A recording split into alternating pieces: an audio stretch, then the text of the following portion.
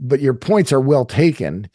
But therein lies one of the problems is that policymakers don't think about that resilience, reliability, consistency, baseload, oh, let's talk about grid inertia and gigawatt seconds. I mean, they're like, well, we don't want to talk about that. We just want to talk about price, right? So I'm not, again, not arguing with you here, but that seems to me to be one of the key issues facing new nuclear on that grid value issue, right? Which is a hard concept to make people understand. They think a watt hour of electricity is equal to a gallon of gasoline. It's not.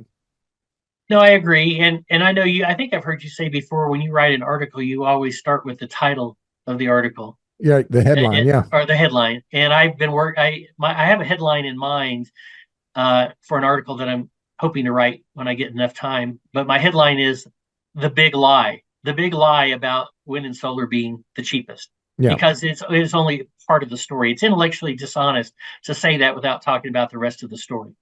Unfortunately, you're right. We have policymakers, decision makers, ISO operators who are incentivized incorrectly, incentivized to do the wrong thing. They're incentivized only by price, not by reliability.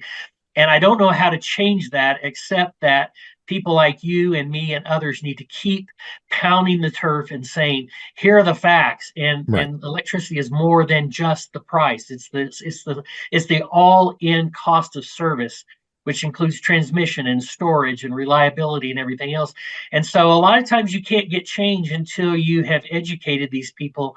I mean, there's a lot of people in our industry who don't fully understand these concepts. So it's completely understandable why these policymakers who don't have no idea what the real story is. So I think the first step is we have to do a better job of educating the policymakers about the reality of the cost of energy and the full value chain of the various forms of energy.